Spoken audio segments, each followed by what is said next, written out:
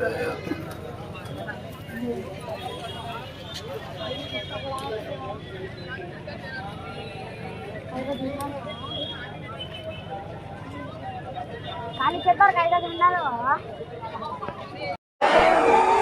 तीसरी बात यह है कि गवर्नमेंट किसी भी मस्जिद को, दरगाह को, खानका को आपसे छीन सकती है। आप इस खुशफहमी का शिकार मत रहिए, नहीं हमारे पास है ये है। गवर्नमेंट कुछ भी सेक्शन 3C उठाकर पढ़ लीजिए आप। और फिर इसमें ऐसा कानून बनाया गया कि लिमिटेशन का कानून लागू कर दिया गया। अगर कोई 20 साल से 12 साल से 20 साल से वक्त की जायदाद पर काबिज है तो चंद्रबाबू नायडू उसको मालिक बना रहे हैं। हम चंद्रबाबू नायडू से पूछना चाह रहे हैं, आपकी एक तरकारी की दुकान है हेरिटेज के नाम से, अगर वहां पर कोई 20 साल से कब्जा करके बैठ गया तो मेरी हो जाती, आपकी रहती। आप लिमिटेशन का कानून उस पर लागू कर दिए। आरएसएस यही चाहती है कि इस मुल्क में उनके पास एक लिस्ट है उन मस्जिदों की, दरगाहों की, खानकाहों की, वो उसको हासिल करना चाहते हैं। और चंद्रबाबू नायडू और पवन कल्याण ने आरएसएस के एजेंडे को सामने बढ़ाया है और आरएसएस को इस मुल्क के सेकुलरिज्म को ख़त्म करने के लिए, इस मुल्क के आइन को, कॉन्स्टिट्यूशन को कमज़ोर करने के लिए चंद्रबाबू नायडू ने बीजेपी का साथ किया। आंध्र प्रदेश में यकीनन तरक्की होनी चाहिए, मगर चंद्रबाबू नायडू आंध्र प्रदेश की आवाम को झूठ बोल रहे हैं। मैं अमरावती के लिए कर रहा हूँ। चंद्रबाबू नायडू अमरावती के लिए नहीं कर रहे हैं, सिर्फ अपने खानदान और दोस्तों के लिए आंध्र प्रदेश की बली लगा दिए दिल्ली में। कोई अमरावती का काम क्या हो रहा है बताओ आप। मगर अल्लाह का करम है कि हम देख रहे हैं कि इतने कम अरसे में 2024 में इलेक्शन हुआ।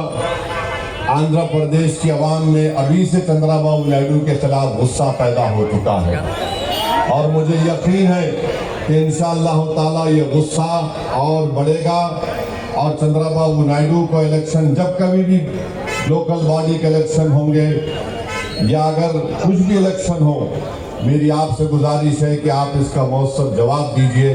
हमारे जो भाई तेलुगु देशम पार्टी में बैठे हुए हैं, अगर नायडू आपकी बात को नहीं सुनता, आप निकल जाओ पार्टी छोड़ के,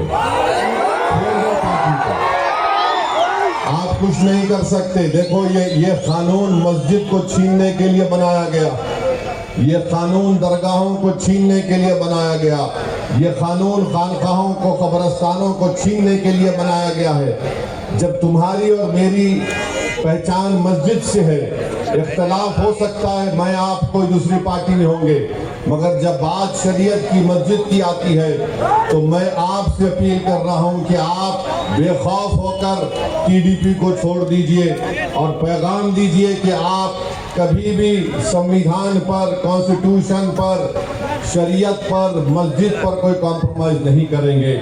मेरे भाई, मैं आपको बता रहा हूं कि चंद्रबाबू नायडू की तारीख से क्या हो रहा है।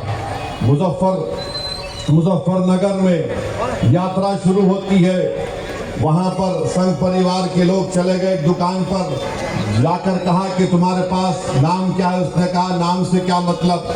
उसका आधार कार्ड पूछे, आधार कार्ड नहीं था। उससे कहा कि तुम्हारी दुकान का नाम ये क्यों है। उसने कहा मेरी मर्जी है। तो उससे कहा तुम्हारा पैंट खोल के दिखाओ हमको। नहीं ये हुआ है, मजाक की बात नहीं है। फिर बाद में शख्स ने कहा कि मैं पैंट नहीं खोलूंगा, तो उसको गाली गलौज की गई।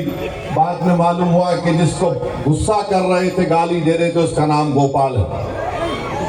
अब बताइए आप, इस मुल्क में इस तरह का नफरत फैलाई जा रही है मुजफ्फरनगर में, और चंद्रबाबू नायडू खामोश बैठे हैं। चंद्रबाबू नायडू से हम पूछना चाह रहे हैं, दत्तात्रेय होसोबोले ने कहा कि संविधान में से सेकुलर और सोशलिज्म के वर्ड को निकालना चाहिए।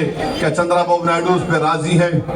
अगर राजी नहीं है तो चंद्रबाबू नायडू को पब्लिकली कंडेम करना चाहिए दत्तात्रेय होसोबोले के बयान को कि बेसिक स्ट्रक्चर का हिस्सा है हमारे संविधान का। आप देख लीजिए आर्टिकल 9 क्या है, आर्टिकल 15, 16, 25, 26, 27, 29 क्या है ये। और फिर वोटर लिस्ट में नाम को भी मजहब के नाम पर से नहीं निकाला जा सकता। आज चंद्रबाबू नायडू उसकी भी तायीद कर रहे हैं। मैं आपके सामने बता रहा हूं आखिरी बात, महाराष्ट्र में बीजेपी की सरकार है। नायडू जाकर फडणवीस से बड़े गले मिले, पप्पियां लिए थे उसको। वहां पर क्या हुआ, वहां पर मीरा रोड में नया नगर में 7 बंगालियों को पकड़ लिया गया। एक का नाम महबूब और शमीम खान था, कंस्ट्रक्शन वर्कर थे, थाना डिस्ट्रिक्ट में पकड़ लिए।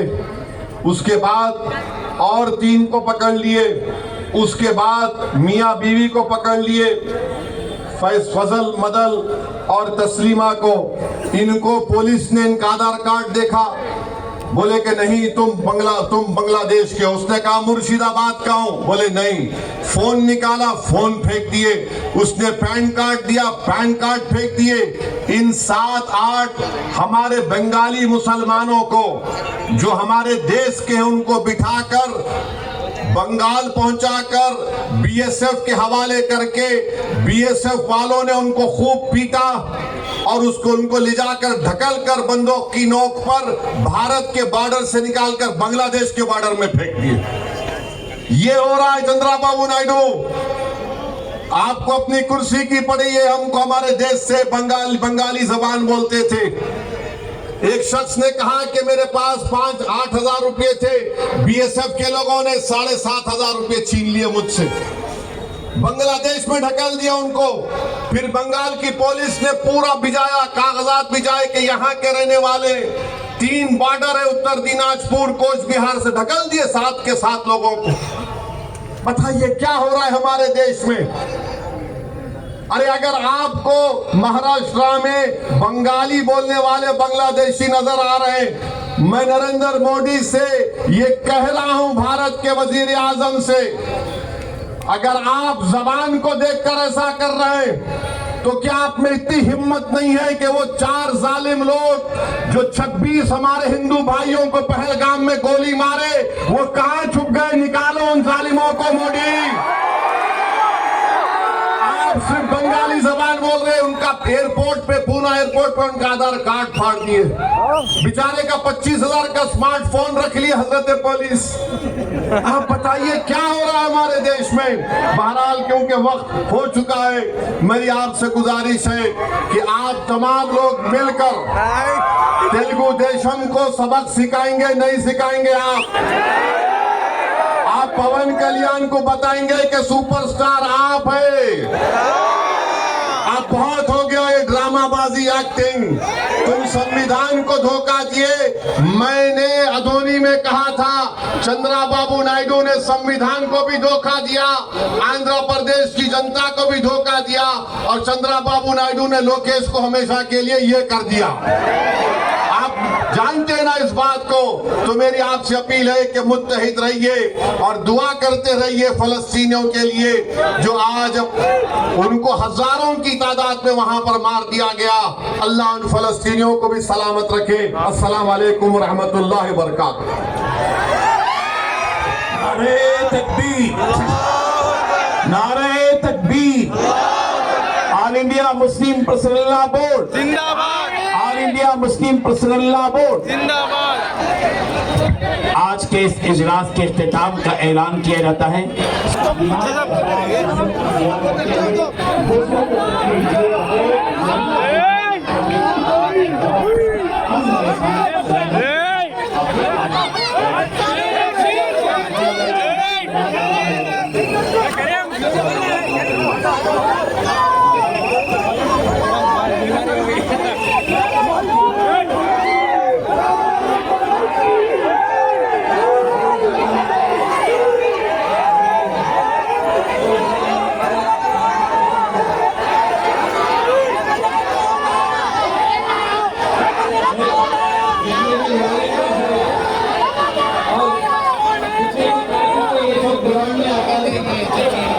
जितने भी नौजवान साथियां हैं